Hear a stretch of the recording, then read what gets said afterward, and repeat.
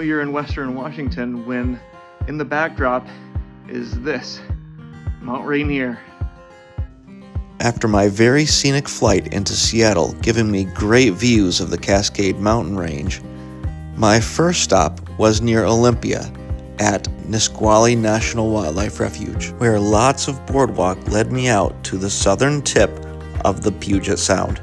I'm at Nisqually National Wildlife Refuge in Olympia, Washington. This is my first stop here in Washington, and I decided to take this unique opportunity to walk on this boardwalk that you see behind me that comes over a mile from the visitor center all the way out into this tidal flatlands. And as you can tell, it's low tide right now. A unique opportunity to get out here and see how the tides impact the marshes here in the Puget Sound of Western Washington. I did photograph a few birds, including a very cooperative common yellowthroat.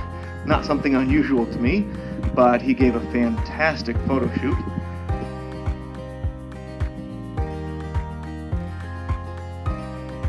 Trying to get shots of eagles as they fly over, but not having success. I found some nesting cliff swallows here in one of the shelters, so thought that was kind of neat. They're coming to and fro and catching insects over the water. Another swallow present was this very photogenic barn swallow. In the greener upper reaches of the marsh, I ran into this elusive Sora for great looks. There are also dozens of great blue herons out here. I don't know that I've ever seen so many in one place. I think they're watching the tide come in and bring meals with it. I had some fun stalking the stalker for some video footage of this great blue heron searching for a meal.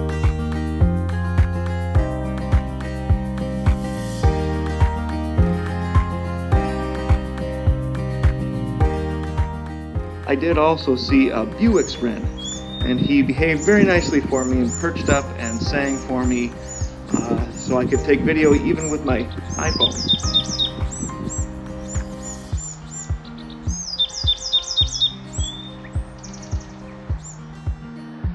I finished up my bird walk here at Nisqually and turned into more of a hike, probably 5 miles or more.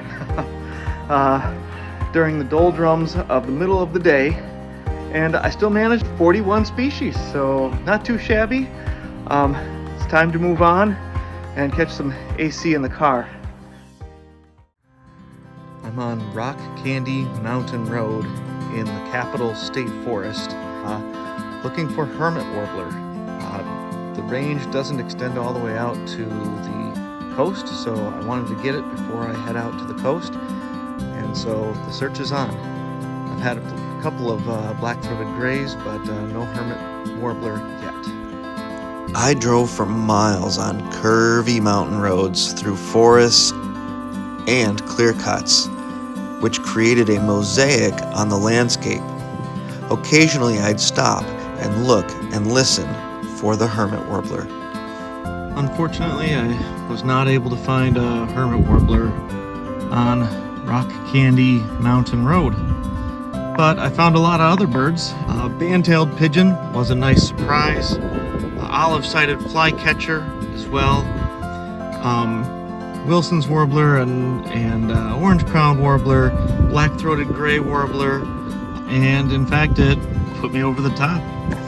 I've got 54 species, and it takes the pressure off for the rest of my time in Washington.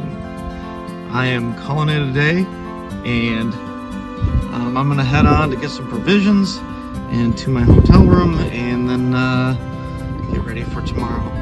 I drove into Aberdeen over the Chehalis River, where it empties into Gray's Harbor just before going into the ocean. I stayed at the Shiny Motel in Hoquiam. It was a quaint, very clean, well-run motel that I highly recommend. Finally made it to the ocean. I'm here at North Pier, and I'm doing an ocean watch. A little different than a lake watch back at home in Michigan. It's really hard to take pictures of the birds as they fly by out over the ocean. So I did my best to try to digiscope some of the activity of what it's like to watch the ocean. I did capture a few birds flying by at distance. Pacific loon. First, watch the Pacific loon in the original footage at regular speed. It's flying way out over the ocean, just below the horizon.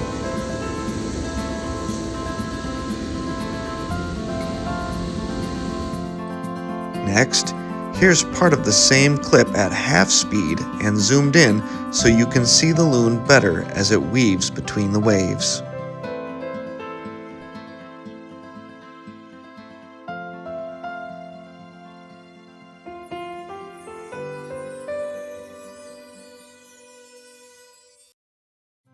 And white-winged scoter. Again, first watch the original footage. Now, part of the same clip at half speed and zoomed in. Look for the flashes of white on the inner flight feathers of the wing as they flap.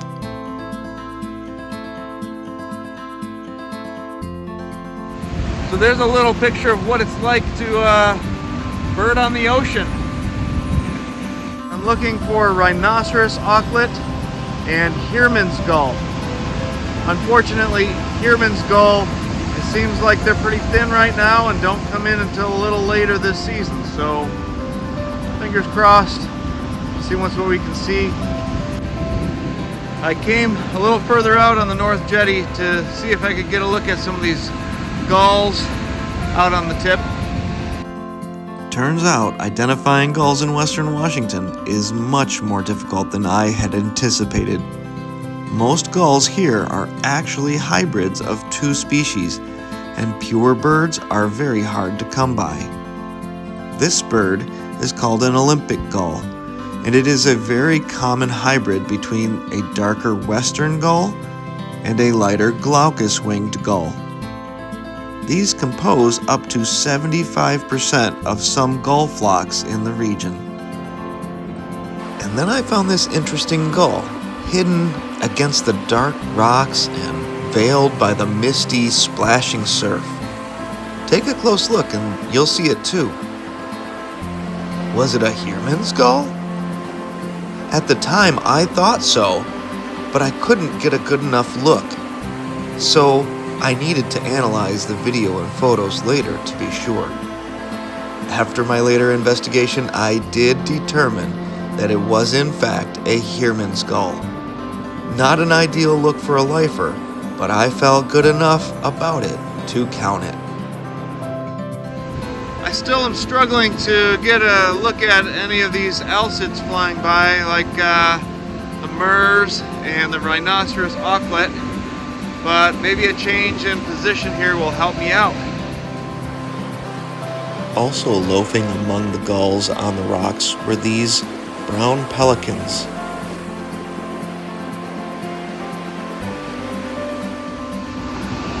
I did end up getting at least one identifiable rhinoceros auklet.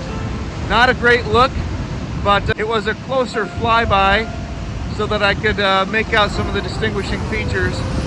So I'm happy with that, but I hope to get better looks at Port Angeles in a few days, where they can be seen a little closer into shore. Tide seems to be coming in, and so I think I'm gonna take my leave of this place before I get wet.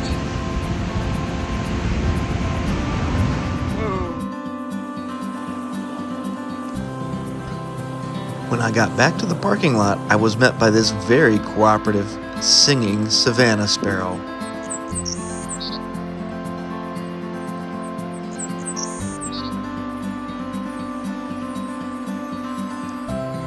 It was soon chased off by this larger white crown sparrow, which, in turn, also was cooperative for photos and video as it sang its heart out.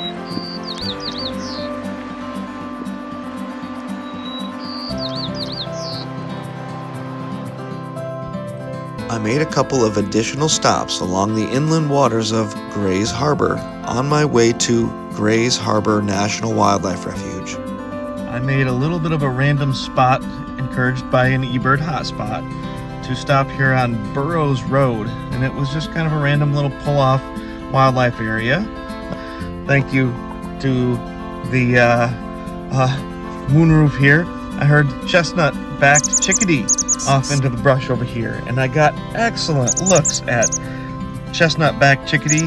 Did a little spishing, get them in a little closer, and as they were continuing on, I looked up the road and I saw the telephone wire here had a couple of birds on it. Like, that looks like doves or pigeons, and I'm like, is it a Eurasian collared dove? And I got my binoculars on it, and lo and behold, it was two band-tailed pigeons. And I snuck up on them a little bit in my car and was able to get some great pictures and some videos. So you never know what you're gonna run into when you wander the back roads.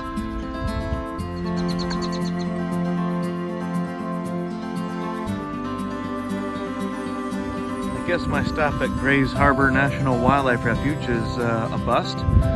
The trail is closed.